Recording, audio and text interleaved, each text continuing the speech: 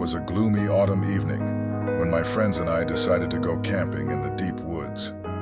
We were adrenaline junkies, always seeking new and terrifying experiences.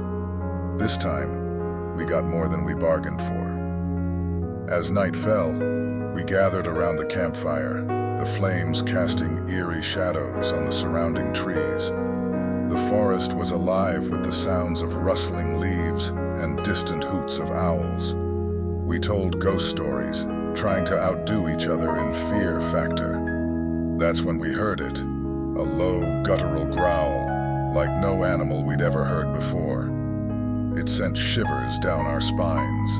We grabbed our flashlights and scanned the darkness, but saw nothing unusual. We brushed it off as our overactive imaginations and continued with our campfire tales. As the night wore on, we heard the growling again, closer this time. Panic began to set in. We huddled together, scanning the trees with our flashlights. That's when we saw it. Emerging from the shadows was a grotesque figure, a twisted hybrid of a man and a dog. Its body was covered in matted, filthy fur, and its limbs were unnaturally elongated. Its face was a horrifying blend of human and canine features, with yellow, malevolent eyes that seemed to pierce into our souls. Frozen in terror, we watched as this abomination crept toward us, its growls growing louder and more menacing. It moved with an unnatural grace, like a predator stalking its prey. We could barely breathe, let alone scream. One of my friends, in a futile attempt to defend us, grabbed a stick and threw it at the creature. The stick struck its head, and for a moment, it paused. Its eyes locked onto the one who had thrown the stick, and then it let out a blood-curdling howl. The creature lunged at us, and chaos erupted. We ran in every direction, but it was fast, much faster than any human could be. One by one, my friends disappeared into the darkness, their terrified screams echoing through the woods. I managed to find a hiding spot, trembling and trying to make as little noise as possible. The creature's footsteps grew faint, and I prayed it would leave. Hours passed, and the forest fell silent.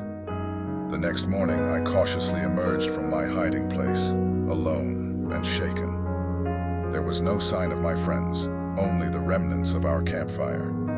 I stumbled out of the woods, my mind haunted by the twisted Dogman's nightmarish image. To this day, no one believes my story, and I'm haunted by the memory of that night.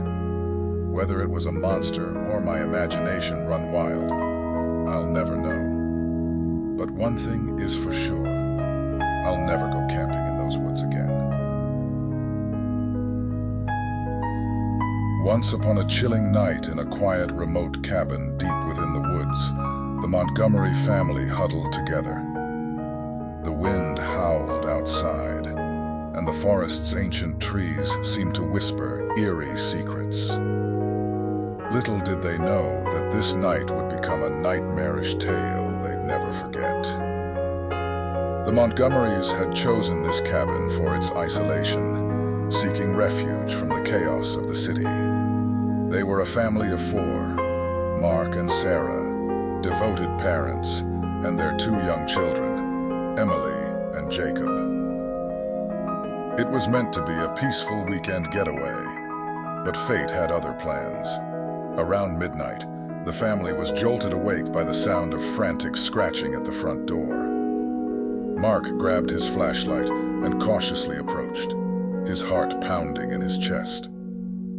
As he opened the door a crack, a foul odor filled the air, and he could see nothing but darkness beyond. With a sense of foreboding, Mark stepped outside, scanning the area with his flashlight. There, lurking in the shadows, was a grotesque figure, a towering creature with the body of a man, but the head of a monstrous dog. Its eyes glowed with an otherworldly malevolence. Mark stumbled back, slamming the door shut, his hands trembling. He whispered to his family, urging them to stay silent. But the creature outside seemed to sense their presence. It began to scratch and scrape at the door with ferocious determination, its claws leaving deep gouges in the wood. As the minutes stretched into hours, the Montgomerys were trapped in their own home, paralyzed with fear. The creature's scratching intensified, and its growls became more menacing. Sarah held her children close, tears streaming down her face. The creature's efforts eventually subsided, but the family dared not move or make a sound. They remained huddled together in terrified silence until the first light of dawn crept through the windows. Only then did they dare to breathe a sigh of relief. When they finally ventured outside, they found deep, clawed marks on the door, and the stench of the creature still lingered in the air. The Montgomerys wasted no time packing their belongings and leaving the cabin behind, never to return. To this day, the family cannot explain the horrifying encounter they had that night. They moved back to the city, haunted by the memory of the Dogman's invasion of their home, a nightmarish event that forever changed their lives, leaving them with a chilling reminder of the terrors that can lurk in the darkness of the wilderness.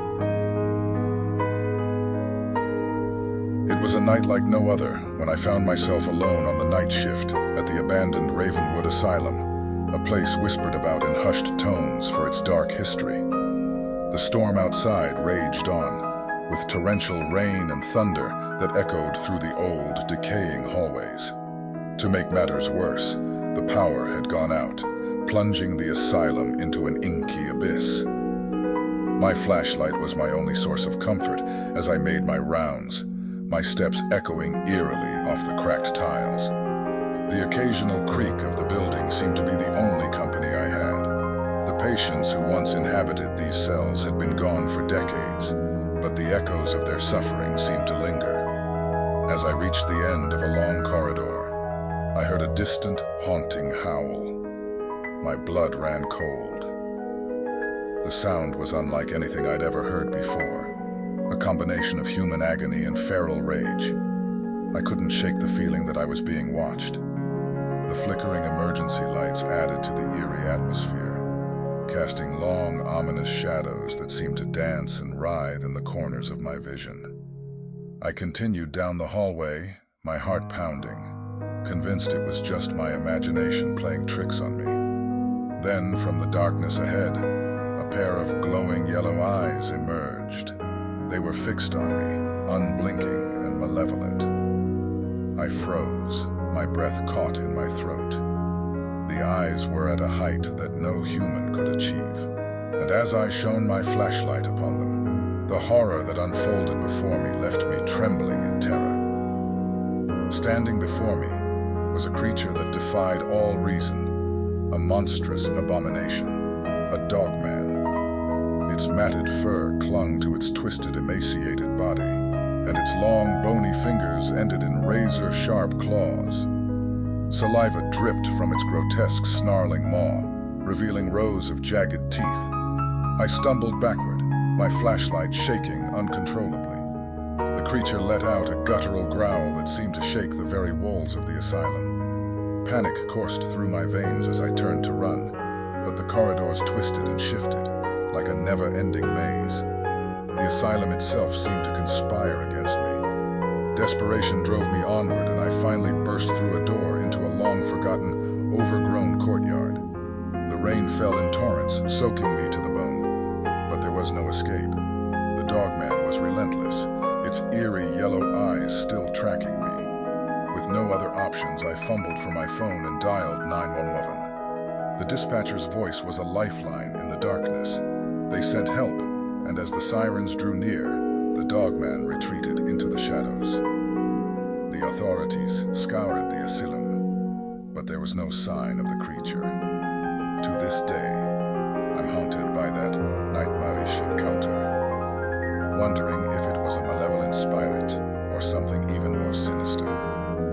The Ravenwood Asylum remains abandoned, its dark secrets hidden in the shadows, a place forever etched in my nightmares. It was a quiet, moonless night in the small town of Pinecrest, nestled deep in the woods. Officer Robert Mitchell and his partner, Officer Lisa Patterson, were patrolling the isolated back roads, ensuring the safety of the few residents who called this remote area home. As they drove through the winding forested roads, the radio crackled to life with a static-filled voice. Unit 7, come in. We've got a report of a strange sighting near Miller's Grove. Caller says they've seen some sort of creature lurking in the woods. Might be a wild animal. Robert glanced at Lisa, both sharing a knowing look that something about this call felt off. Nevertheless, they responded, "Copy that. Dispatch. We're en route to Miller's Grove." The drive to Miller's Grove took them deeper into the dense forest, the tall trees looming overhead like ancient sentinels. When they arrived, they found a trembling man named Tom Wilson standing beside his pickup truck. His face was pale, and he was pointing a shaky finger into the woods. "You won't believe what I saw," Tom stammered as he greeted the officers. Robert and Lisa exchanged another glance, and then Robert asked, "What did you see, Mr. Wilson?" Tom took a deep breath and recounted a terrifying tale. He had been parked at the edge of the grove, trying to enjoy the serene night, when he heard rustling in the underbrush. Assuming it was a deer or some other wildlife, he reached for his flashlight. But what emerged from the darkness was no ordinary animal. Tom described a towering figure with the body of a man and the head of a monstrous dog. Its eyes glowed with an unholy fire, and it moved with an unnatural grace. The creature had fixed its gaze upon him, causing Tom to freeze in terror. He believed he was about to meet a gruesome end when the creature suddenly turned and vanished back into the woods. Skeptical yet concerned, Robert and Lisa decided to investigate. They followed Tom's shaky directions, their flashlights cutting through the oppressive darkness. As they ventured deeper into the woods, a sense of unease settled upon them. Suddenly, a low growl pierced the silence, and the air grew colder. Lisa's flashlight caught a glimpse of movement among the trees. The two officers raised their weapons, their hearts pounding, and there it was, a nightmarish creature lurking in the shadows. The Dogman was unlike anything they had ever seen, towering on two legs, covered in matted fur, with sharp claws and those piercing, malevolent eyes. It let out a bone-chilling howl, sending shivers down their spines. Robert and Lisa quickly radioed for backup, but when they looked back at the spot where the creature had stood, it had vanished into thin air, leaving only the echoes of its haunting howl. Backup arrived, and a thorough search of the area yielded no sign of the creature. Tom's story was corroborated by the officers, but there was no concrete evidence to explain the terrifying encounter. As they drove back to the station, Robert and Lisa couldn't shake the feeling that they had encountered something truly unnatural that night, something that defied explanation and left them with a chilling reminder of the terrors that could lurk in the depths of the woods. The legend of the Dogman in Pinecrest would forever haunt their thoughts and dreams. In the heart of the dense Appalachian forests, a group of seasoned hunters embarked on a treacherous expedition. Unbeknownst to them, their pursuit of game would soon turn into a chilling battle for survival. The hunters, led by the experienced tracker and guide, Daniel, had ventured deeper into the woods than ever before. Their prey this time was a massive buck, rumored to be the largest in the region. They set up camp in a clearing near an old, abandoned farmland, its eerie presence foreshadowing the horrors that would soon unfold. As night fell, their campfire crackled and cast eerie shadows on the towering trees. The forest was alive with the sounds of nocturnal creatures, but something else lurked in the darkness, a low, guttural growl that sent shivers down their spines. The men exchanged uneasy glances, but they attributed it to the wind rustling the leaves. Hours passed, and the hunters were awakened by an ungodly cacophony of growls and snarls. Emerging from the woods were not one, but multiple dogmen, their grotesque forms illuminated by the moonlight. They moved with an uncanny coordination, closing in on the hunters' campsite. Panic gripped the group as they grabbed their rifles and formed a defensive circle.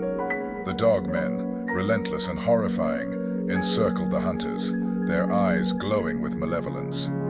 It became clear that they were the ones being hunted now. The first shots were fired, but the creatures seemed impervious to the bullets, shrugging off wounds that would have incapacitated any normal animal. The dogmen retaliated, closing the gap with astonishing speed and agility, forcing the hunters to retreat further into the abandoned farmland. The decrepit buildings loomed ahead, offering a potential refuge. With fear driving them forward, the hunters scrambled inside. Their heartbeats echoed in the eerie silence of the farm. Broken down tractors, rusted tools, and decaying hay bales served as their grim surroundings.